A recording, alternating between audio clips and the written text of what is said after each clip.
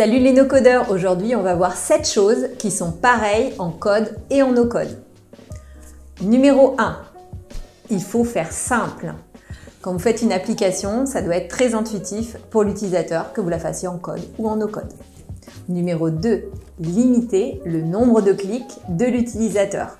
Numéro 3, prévoir les erreurs. Il faut prévoir des sortes de détrompeurs informatiques pour que si l'utilisateur se trompe, on le lui dise de façon claire et rapide.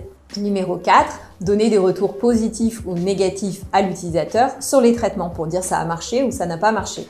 Donc ça peut être par exemple l'ouverture d'un autre écran, ça peut être un envoi de mail, ça peut être une pop-up, ça peut être ce qu'on appelle un toaster qui vient afficher une info puis qui se replie.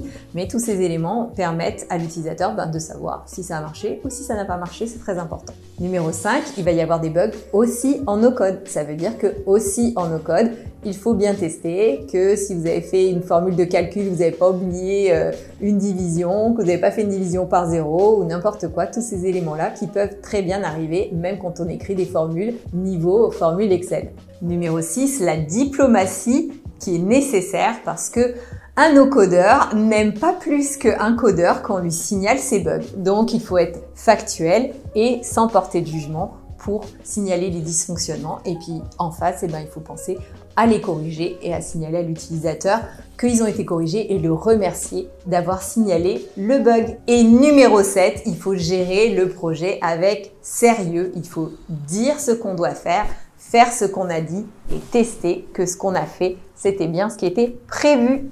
Voilà, je vous retrouve bientôt pour une autre vidéo no-code. À très bientôt.